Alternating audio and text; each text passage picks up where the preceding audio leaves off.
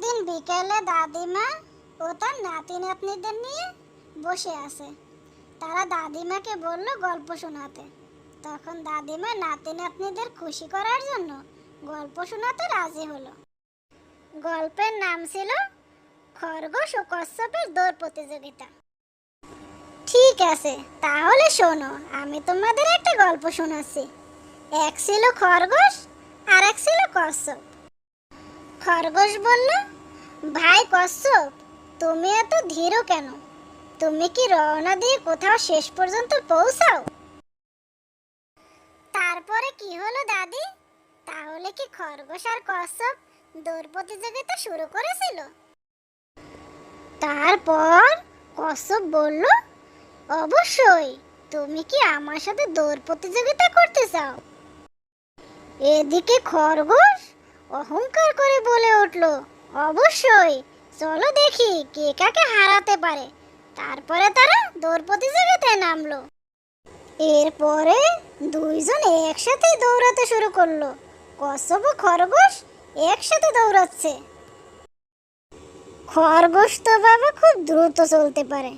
কচ্ছপকে পিছনে ফেলে খরগোশ আগে আগে চলে গেল। আগে গিয়ে সে দৌড়াতেই লাগলো। এভাবে দৌড়াতে দৌড়াতে খরগোশ অনেক দূরে চলে গেল। ও, তাহলে কি খরগোশই জিতে গেল দাদি? কচ্ছপ তাহলে হেরে গেল?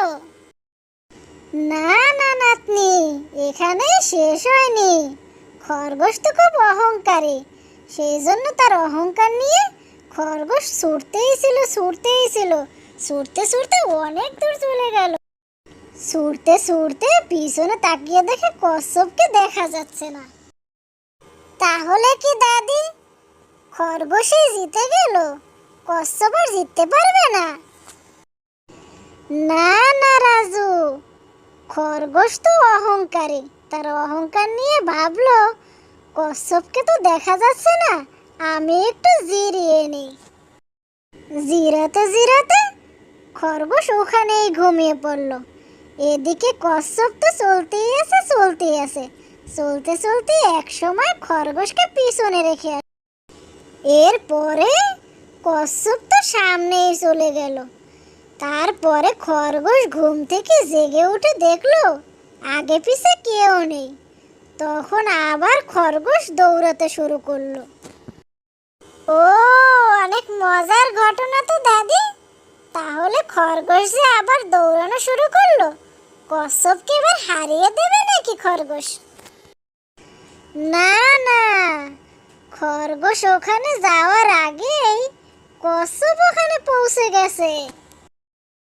পিছন থেকে খরগোশ দেখতে পেল কচ্ছপ তার নিশানায় পৌঁছে গেছে।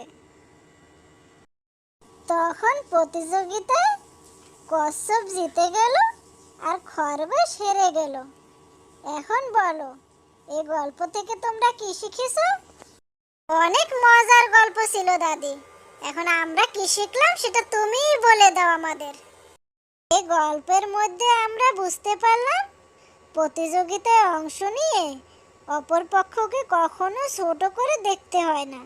আর সেজন্যই খরগোশ দ্রুত চলা সত্ত্বেও কচ্ছপকে অবহেলা করার কারণে পিছনে পড়লো এবং কচ্ছপ তার লক্ষ্য অর্জন করে জয়ী হলো।